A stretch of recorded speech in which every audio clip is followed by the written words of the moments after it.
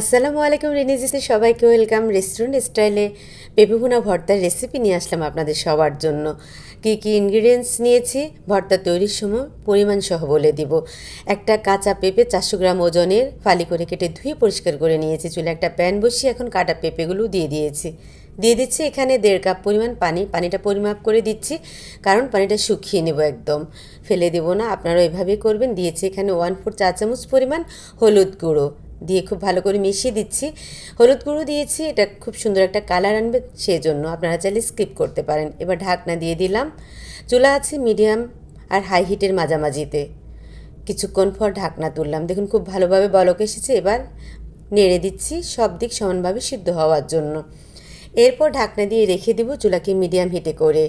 এর মাঝে একবার ঢাকনা তুলে আমি এগুলোকে নেড়ে দিয়েছি, আবারও ঢাকনা দিয়ে রেখেছিলাম। এখন ঢাকনা তুলে এগুলোকে ভালো করে নেড়ে দিচ্ছি। দেখুন পানিটা প্রায় শুকিয়ে এসেছে আর পেঁপেগুলো একদম সেদ্ধ হয়ে গিয়েছে। চুলাকে হাই হিটে করে পানিটা একদম শুকিয়ে নেব।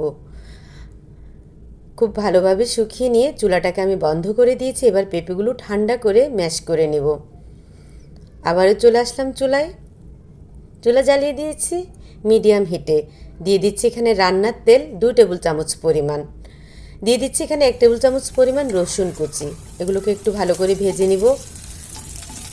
এরপর এখানে দিয়ে দিব 1/2 কাপ পরিমাণ পেঁয়াজ কুচি।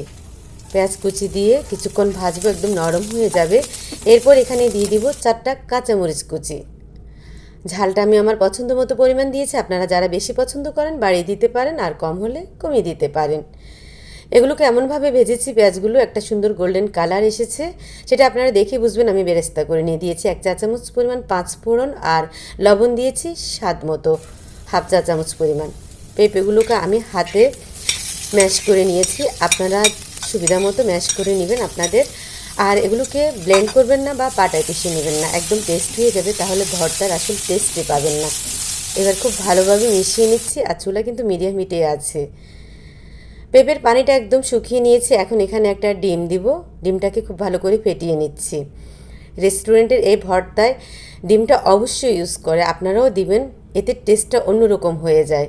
আমি পুরো রেস্টুরেন্টের রেসিপি ফলো করে এই ভর্তা তৈরি করেছি।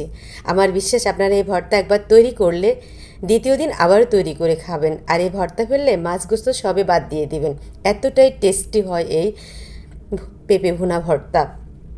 একদম রেস্টুরেন্টের মতো করে তৈরি করেছি। ভালোভাবে নেড়ে মিশিয়ে নেবেন, যেন ডিমগুলো বেশি স্ক্র্যাম্বল না হয়, একদম মিশে যায় এমনভাবে। ভর্তা প্রায় রেডি হয়ে গিয়েছে। এবার আমি ধনেপাতা দিয়ে একটু নেড়ে নামিয়ে নেব। ধনেপাতার পরিমাণ বলছি না, আপনারা আপনাদের পছন্দ মতো যেমন ভালো লাগে বাড়িয়ে বা কমিয়ে দিতে পারেন। তৈরি হয়ে গেল রেস্টুরেন্ট স্টাইলে পেঁপে ভুনা ভর্তা। এখন এগুলোকে আমি সার্ভিং বলে নিয়ে নিয়েছি। আশা করি রেসিপিটি ভালো লেগেছে। যদি ভালো লাগে আমার চ্যানেলটিকে অবশ্যই সাবস্ক্রাইব করবেন। Thanks for watching. আল্লাহ হাফেজ।